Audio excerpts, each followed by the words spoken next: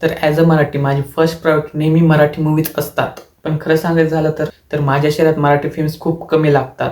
त्यामुळे मला regular review देता येत नाही व ज्या पण मराठी मूवीज रिलीज होतात त्या फार म्हणजे 70 किंवा 60 किलोमीटर लांब रिलीज होतात आणि तेवढी फायनान्शियली कंडिशन माझी चांगली नाही की मी तेवढं ट्रॅव्हल करून तेवढा पैसा खर्च करून मी ते मूवीज पाहू शकेल.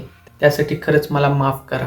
तर आज आपण बोलणार आहोत 2 हिंदी चित्रपटांबद्दल. पहिली शाहिद कपूर स्टारर ओ रोमियो, तर दुसरी शनाया व गौरव स्टारर तू या मैं. तर पहिली ओ रोमियो. रंडीबाज से रोमियो. ओ रोमियो या मूवीचा ट्रेलर पाहिल्यापासूनच मी फार एक्सायटेड होतो, कारण कास्ट तर दमदार होतीच, पण सर्वात मोठं कारण म्हणजे या मूवीचा डायरेक्टर विशाल भारद्वाज हा असा फिल्म मेकर ज्यांनी आधीच खूप कल्ट लेवलचे सिनेमे दिले आहेत, जसे की ओमकारा, हैदर, सात खून माफ, कमीने व माझा पर्सनल फेवरेट मकबूल.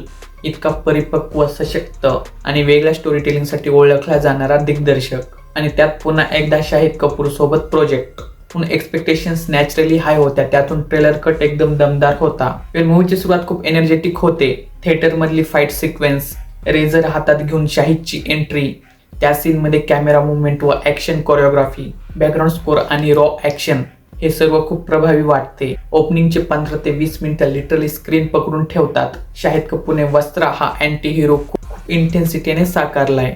ऍक्शन सीन्स खूप ब्रुटल बट रिअलिस्टिक वाटतात. शिव्या व व्हायलेंट मुवमेंट खूप रॉ फील देतं. नाना पाटेकर यांची डायलॉग डिलिव्हरी मात्र वेगळीच मजा देते. त्यांचे डायलॉग्स काही वेळा फनी वाटतात, पण त्याच वेळी त्यांच्या प्रेझेन्स मध्ये एक डेंजर पण जाणवतो. हा बॅलन्स खूप छान जमलाय. ट्रेलर पाहून फरीदा जलाल यांचा रोल खूप स्ट्रॉंग वाटला होता. इश्क में आशिक तर जाए तो रोमियो, मर जाए तो चूतिया. पण त्यांचा रोल मूवीमध्ये फारसा नव्हता. एक कॅमिओ टाईप मानला जाईल. मेन विलनच्या भूमिकेत अविनाश तिवारी फोर्सफुली वाटतो. डायरेक्टरने त्याचा इम्पॅक्ट वाढवण्याचा प्रयत्न केलाय. त्यासाठी ॲनिमलमध्ये जे रणबीर कपूरचं लास्टला क्लायमॅक्समध्ये जे लुक होतं तसाच लुक देण्याचा प्रयत्न केलाय व लास्टला ॲनिमलमध्ये जे क्लायमॅक्समध्ये जे रणबीर कपूर ते म्हणजे माणसाला कापतो वगैरे, ते म्हणजे पांढरं टी शर्ट असून त्याचं ते लुकला ते रक्त वगैरे येतं, म्हणजे ते तसाच रिक्रिएट करण्याचा प्रयत्न केला. ॲक्च्युली मला हा चित्रपट हेवीली इन्स्पायर वाटला. म्हणजे ॲनिमल म्हणजे एक सीन एक म्हणजे त्या शिव्या देण्याची स्टाईल, म्हणजे ती ब्रुटॅलिटी, म्हणजे ते सर्वच ॲनिमलची वाईब देत होतं. अविनाश तिवारी हा खरंच खूप छान ॲक्टर आहे, बट हे रोल त्याच्यासाठी सूट होत नव्हता. त्यातून त्याचा स्क्रीन टाइम पण खूप कमी आहे. स्क्रीन टाइम जरा जास्त मिळाला असता तर आणखीन थोडा कन्व्हिन्सिंग वाटला असता. चित्रपटाचं नाव आहे ओ रोमियो, बट मूवीची लव्ह स्टोरी जस्टिफाईड वाटत नाही. शाहीचं कॅरेक्टर तृप्ती दिंडीच्या कॅरेक्टरसाठी अगदी काहीही करायला दाखवले, म्हणजे अगदी ते तिच्यासाठी रोमियो आहे, पण त्या ट्रान्सफॉर्मेशनला एक मजबूत इमोशन बेस मिळत नाही. रोमॅन्स सडन वाटतो, ग्रॅज्युअल नाही. ओपनिंगच्या त्या फाईट सीन नंतर मूवी फार स्लो होते. Political angle, underworld setup, personal रिव्हे सगळंच आहे, पण पेसिंग मध्ये कन्सिस्टन्सी राहत नाही. काही महत्त्वाचे सीन्स इमोशनली इम्पॅक्टफुल वाटायला हवे होते, पण ते नाहीत वाटत. पॉझिटिव्ह मध्ये बोलायचं झालं तर strong start point, intense action, strong performances, विशेषतः शाहिद आणि नाना पाटेकर. निगेटिव्ह मध्ये weak love story, uneven pacing, त्यामुळे मूवी ॲव्हरेज झोनमध्ये येते. विशाल भारद्वाजच्या लेवलला कम्पेअर केल्यावर एक्सपेक्टेशन्स पूर्ण होत नाहीत.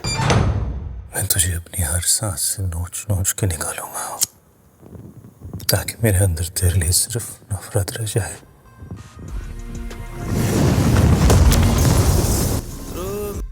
तर आता बोलूया तू या मैं या चित्रपटाबद्दल.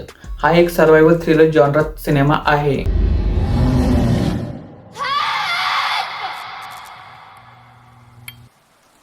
द पूल या चित्रपटापासून या चित्रपटाचं अडॅप्टेशन केलंय, म्हणजे खऱ्या भाषेत सांगायचं म्हणजे रिमेक केलाय. म्हणजे असं डायरेक्ट रिमेक केलंय असं नाही म्हणता येणार, कारण ते द पूल हा चित्रपट मी नाही पाहिला, त्यामुळे डायरेक्ट रिमेक केलाय का अडॅप्टेशन काय ते मला नाही सांगता येणार. मूवीला डायरेक्ट केले बिजॉय नांबेकर यांनी. मूवीचा कॉन्सेप्ट खूप इंटरेस्टिंग. स्टोरी फिरते 2 कंटेंट क्रिएटर्स भोवती. हळूहळू त्यांच्यात अट्रॅक्शन तयार होतं, फिलिंग्स तयार होतात, केमिस्ट्री डेव्हलप होते व अचानक ते दोघे कुठेतरी फिरायला जायचा प्लॅन बनवतात. पण तेवढ्यात अचानकच एका मोठ्या संकटात अडकतात. ते दोघे जण एका मोठ्या स्विमिंग पूलमध्ये अडकतात आणि त्याच वेळी तिथे मगर येते. आणि आता सिच्युएशन सिंपल नाही. पूल खोल, बाहेर पडण्याचा मार्ग नाही आणि समोर डेडली थ्रेट. आणि प्रश्न एकच, ते दोघे वाचणार का आणि वाचणार तर ते कसे. फर्स्ट हाफ एंटरटेनिंग वाटतो. कॅरेक्टर्स इस्टॅब्लिश होतात, बॉन्डिंग दिसते, बोर्डम होत नाही. सेकंड हाफ मध्ये मूवी थ्रिलर रूट घेतो, सर्व्हायव्हल मोड सुरू होतो. पण इथेच थोडी अडचण सुरू होते. सर्व्हायव्हल ड्रामा मध्ये सर्वात महत्वाचं काय असतं? इमोशनल कनेक्शन आणि फिअर. ऑडियन्सला जाणवलं पाहिजे की अरे आता हे कसे बाहेर पडणार.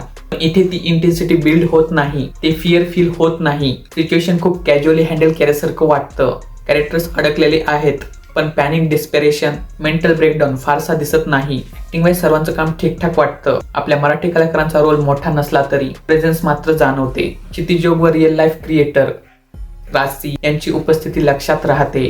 रायटिंग स्ट्रॉंग असती तर परफॉर्मन्स अजून शाईन झाले असते. काही सीन्स फारच इलॉजिकल वाटतात. मगर अगदी म्हणजे एकदम जवळ आहेत तरी पण म्हणजे तिथलचे कॅरेक्टर्स मोठ्या मोठ्याने आवाज येते, ते पण कुणाला एक एक कुत्र्याला. नंतर एक पोलीस ऑफिसर येते, म्हणजे असं एक दाखवले की पोलीस म्हणजे त्यांची ओळख असती. एक पोलीस ऑफिसर येतो.